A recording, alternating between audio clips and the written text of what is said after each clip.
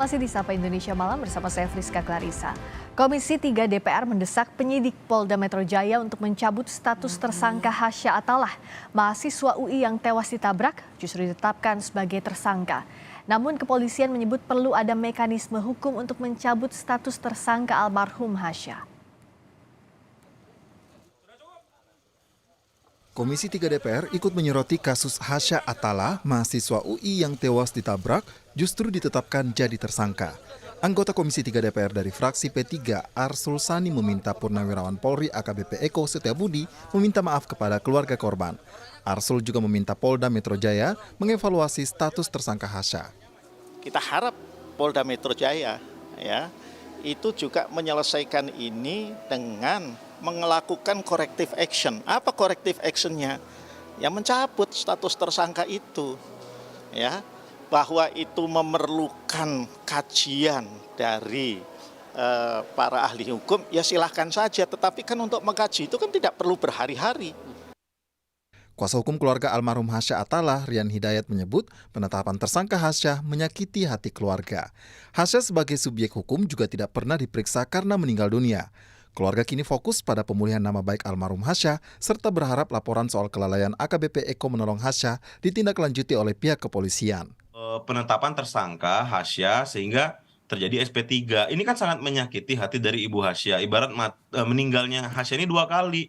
Yang pertama 6 Oktober, yang kedua adalah ketika Hasya ditetapkan tersangka. Dari mana? Dari laporan 585 ini.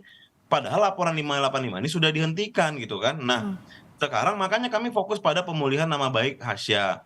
Maksudnya apa? Ketika Hasya sudah meninggal 6 Oktober, janganlah dijadikan tersangka. Karena kenapa? Subjek hukumnya kan tidak diperiksa ketika itu.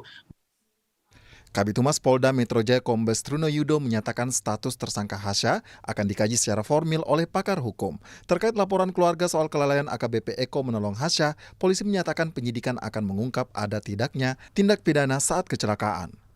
Tersangka yang ditetapkan ini menjadi perhatian Pak Kapolda. Ini ada mekanisme hukum yang harus dilakukan. Itu jadi seperti itu ya. Masyarakat sudah paham itu, termasuk pakar hukum sudah menjelaskan ada mekanismenya. Jadi tidak bisa dengan otoritas. Namun kita akan coba dengan para pakar ya, kajian-kajian hukum secara formil. Ini kan formil. Penetapan tersangka itu formil. Ya, kita lihat bagaimana apakah para pakar bisa memberikan suatu kajiannya kepada kita di luar daripada mekanisme yang berlaku. CCTV merekam kejadian tabrakan yang terjadi pada 6 Oktober 2022 lalu. Saat itu, korban Hasya Atalah Saputra melintas di ruas Jalan Serengseng Sawah, Jagakarsa, Jakarta Selatan dan berusaha menghindari motor yang berhenti di depannya. Korban terjatuh dan selang beberapa detik, korban terlindas mobil SUV milik AKBP Eko Setiabudi Wahono, Purnawirawan Polri yang melaju dari arah berlawanan dengan kecepatan tinggi. Warga di sekitar berusaha menolong dengan membawa korban ke tepi jalan. Korban terkapar selama 45 menit tanpa mendapat pertolongan. Tim Liputan, Kompas TV.